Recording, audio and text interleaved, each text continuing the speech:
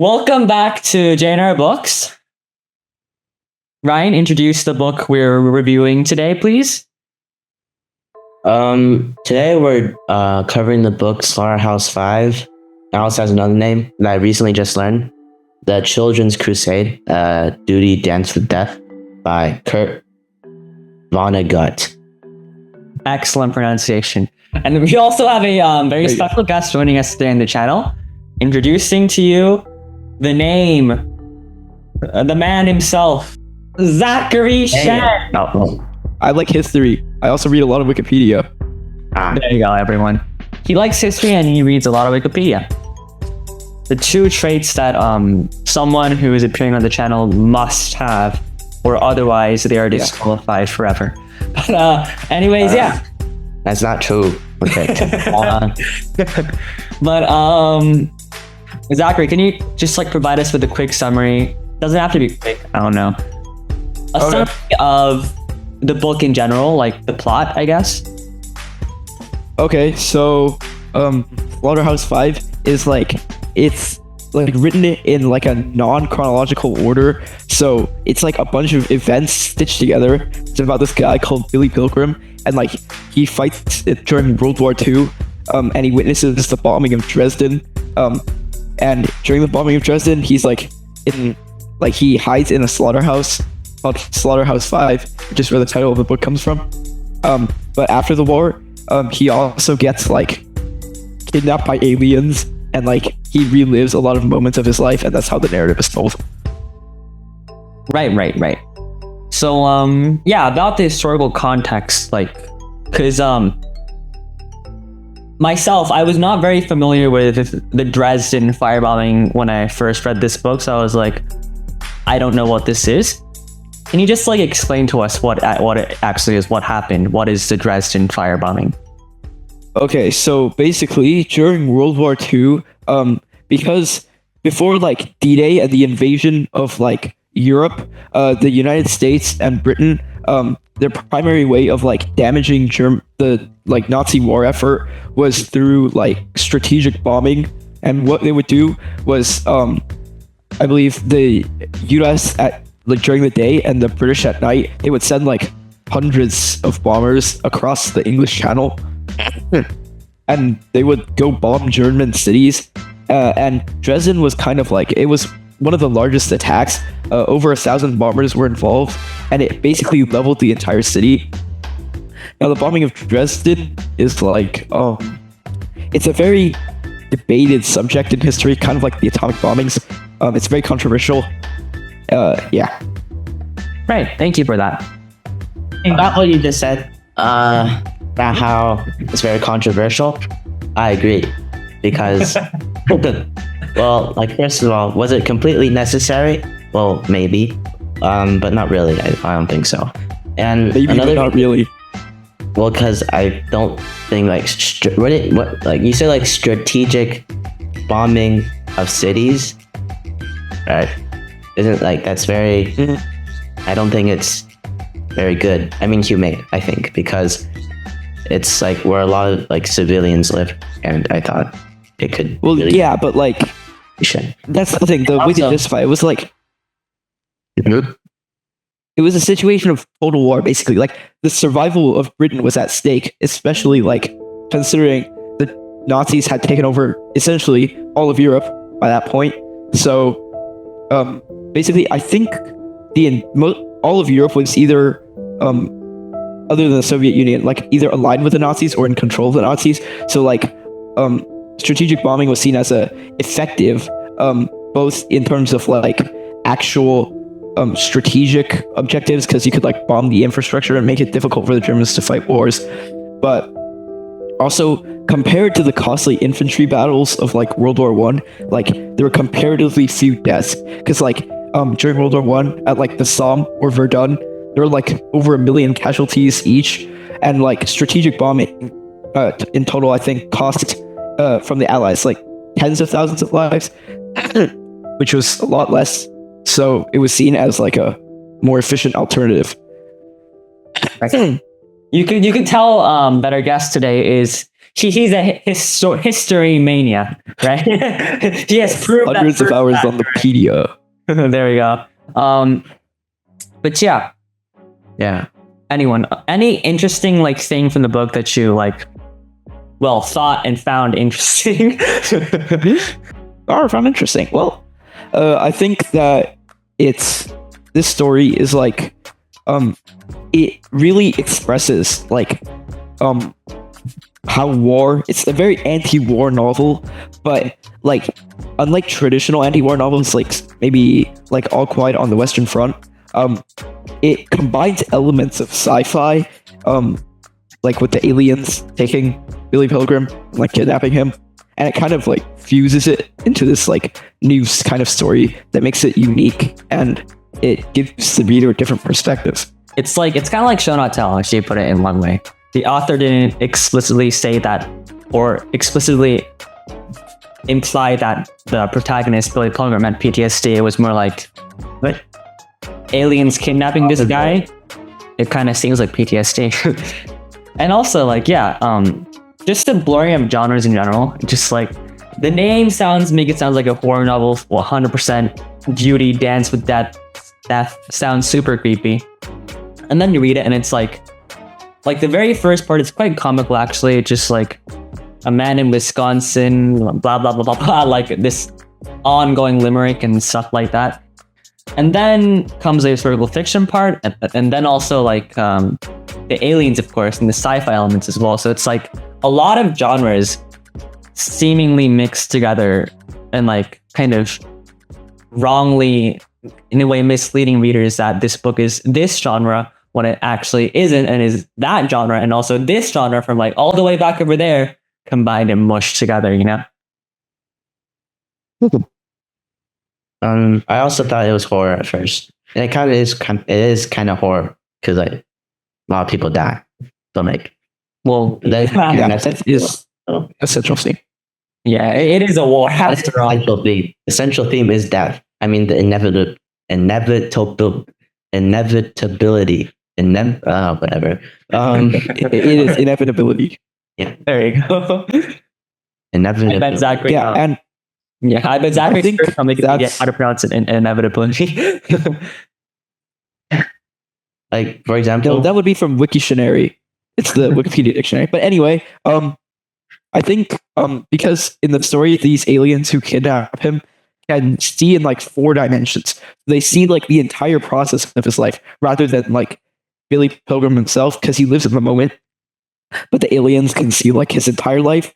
So like the aliens help him like understand, like, and you know, find solace with like the fact that he's gonna die. Because while Billy Pilgrim only understands like his his past and the present, the aliens can get a better picture of his life, and I think through the flashbacks they help him understand it. Yeah. And I remember that the aliens always say, like, when someone dies in their society, they say, like, so it goes, because they always know they're still alive, like in the past and in the future. And like, yeah. And each time, and like Billy learns from them after getting like, you know, transported there and whatnot. But like, after every, like, I think after a lot of deaths in the book, it always says like, so it goes. Yeah, like near the end, even after the mention of the word death or murder, it just still says, so it goes. And I'm like, wait, someone died? And it's just the word or phrase, death or murder, or like something like that, right? Yeah. Yeah. And yeah. I guess, like, I don't really know. I don't know if this is insensitive or not, but it's kind of like humor a bit. It's like dark humor. It is dark. Yeah. Yeah. I think so. There's a lot of repetition, like in forms of humor, I guess, in the book. Like there's also, as like we mentioned before, the Wisconsin limerick thing in the beginning, and also the mention of the old war buddy Bernard O'Hare, just like keeps saying it over and over again, even though like the reader should clearly be able to recognize the name and know who that character is that the author themselves are mentioning, right, in that little prologue and epilogue part of the book. Yeah. Yeah, I think because this book is written so disjointedly, it's not like a normal novel would go. Maybe the repetition is like sort of there to like keep you anchored, and it like provides something as constant. While like the rest of the book like skips like from through time periods and also like different places. Yeah, I guess that's a really good point because, like, it's just something for the sane minds of readers to hang on to, as like they just see this plot jumping all over the place and they're like all confused and what is going on and stuff like that. Just so it goes, that one line just keeps them together. And also, speaking of jumping all over the place, this book is also, Ryan and I read on this previously, very similar to one particular series we've reviewed in the past. Of course, it's going to be The Hitchhiker's Guide to the Galaxy by Douglas Adams. Amazing series, by the way. Read the book, watch our video if you haven't yet. But yeah, Ryan, talk to us about that. About the similarity. The Hitchhiker's Guide to the Galaxy and like the similarities. Well, both books are very chaotic. Both of them are, I don't know how you say it, but like very iconic by like being very vague in their genre. I mean, not vague, but including a lot of things. But actually, not really. Because like, what genre even is like Hitchhiker's Guide? Obviously, it's sci-fi. But, like, It's also like comedy as well, right? It's just straight up comedy.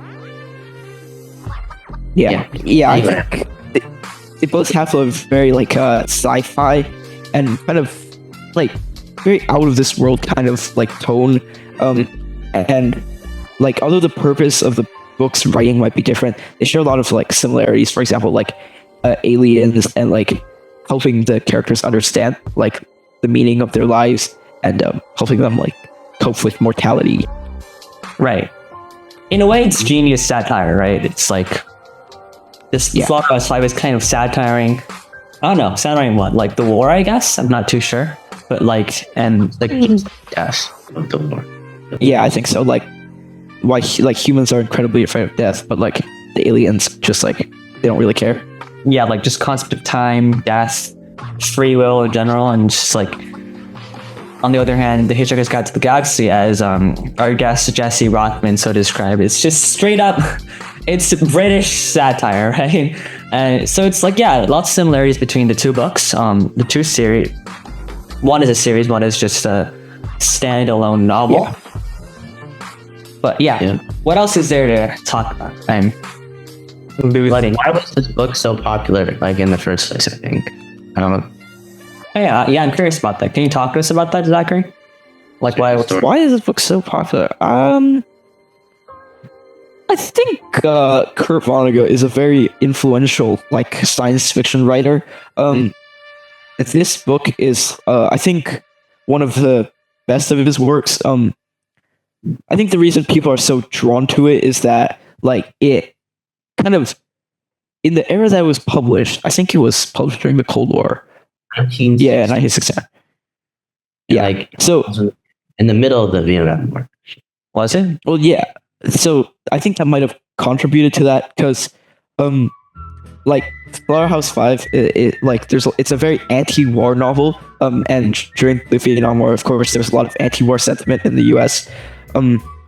Also, the like characters, like mortality and death. It was like I think, and like how it's portrayed in the book, like a lot of the themes can kind of either be connected or kind of fit with like kind of the cultural, not really reforms, but the cultural like changes of like the 1960s era. Right. Oh yeah, and also one last thing to talk about how Kurt Vonnegut treats free will in the book. It's like Billy Pilgrim is a character who doesn't actually pave his own way into the future. It's more like he's like a little boy in the currents of time and just like drifting where the river takes him anywhere. And it's kind of like also like the aliens say, it's just because they're four-dimensional creatures, they just look at time as like something that's kind of in a way inevitable, but at the same time doesn't matter that much because like you can choose the moments you look at. So it's like death really doesn't matter that much. And Billy at one point like knows, like gains the knowledge of how he dies and when he dies and stuff like that and where he dies, but like he doesn't do anything to stop it, right? Because like it's almost as if he's given up on free will and is completely fine with that, you know? Yeah, I think kind of like the aliens play a big part of it. Like the aliens just show him like that his life is like he shouldn't be so afraid of death, and that's natural. And like they show him how the aliens deal with death, and I think that gives in the story Billy Program more perspective, and it allows him to like more accept it, because like at the end of the book, like he publicly announces that he's going to die, and like he's very like calm about it, and he doesn't seem to be incredibly afraid when he dies. Right. It's just that violent hum of death, if I remember correctly, quoting the book, right? Yeah. And he's been through that scene hundreds, not maybe hundreds, but like lots of times. He's basically relived his death a lot of times. So it's like he's got nothing to basically worry about. It's all familiar, and it's just he's dead, and then boom, right? But yeah, wrapping up, I guess. Any final thoughts, Ryan? I'm trying to remember something in the post. Well, I'll go first. All these things. I think that this book was like, it's a very good like literary work, but it also like addresses kind of the political issues of the era in which it was published. Like it's a very starkly anti-war novel released during like at a time where there was a lot of anti-war sentiment. So that definitely contributed to its popularity. But on the other hand, there's also like a lot of other themes, like especially death, and how it's portrayed, that I think are different and very unique to this story. I think that's what brings readers to it. And the story is also like semi-biographical, because at least like the World War II parts, at least during the World War II parts, the author Vonnegut actually lives through it, and I think his actual experiences did really help to bring the book to life. Right, because it's like it's talking about in some points of the book, the author mentions like when he switches to first person, like Billy Pilgrim did this, and then he just goes, "I was there too with my old war buddy Bernard O'Hare," and it's like, oh, so the author was actually there, while Billy Pilgrim might have been fictional or maybe inspired by one of his maybe one of his like, you know, what do you even say, colleagues? No, war buddies. But yeah, that's the norm. It's kind of like, yeah, in a way autobiographical. I think it's quite ironic how they were in the Slaughterhouse-Five, but then they didn't get killed. At least from the depths of the camera. That's true. It does seem to be an interesting piece of like imagery, or is it imagery or like literary device that he's using? Because on one hand, like the only reason he is alive is because of this building that was used to slaughter a lot of animals. So yeah, I wonder what like impacts that has. Yeah, it's like, yeah, I think that's interesting. He's like being painted like a picture, like he's just like he like looks out the window and sees like everything on fire. Yeah, I think he was underground. If I remember correctly, he was like in a basement, airtight bunker, like in the slaughterhouse kind of thing. Hello. Right. Oh yeah, they were in an air raid bunker. Yeah. Like I have a final thought like about the slaughterhouse. I think kind of when he walks out and he just like after all of this, he just sees like a completely destroyed city with like, and I think they end up having to help like cremate the bodies, and like he gets like really close and personal with all this like death and destruction, and like Kurt Vonnegut himself did witness the bombing of Dresden as a prisoner of war, I believe. So like I think that really impacted him, and that might have been a reason that he wrote this book, or at least put the anti-war scenes in it. Right. And yeah, I think that's about it. Just a really interesting book in general. Also, like how, like in the beginning, in like the kind of prologue session, the author just kind of mentions, like, he kind of implies that the book is like a very traditional war book, like anti-war book, but it's he catches you off guard, everyone. Excellent book to read. I think it's recommended to anyone watching this video. That's about it. Thank you so much, Zachary, for agreeing to appear on the channel today. recommending this excellent book to us. And yeah, Thank you for letting me on the show. until next time, whenever that might be, 2 weeks, 2 months, I don't know. All right, Ryan, do our tradition now, right? Our end of the video.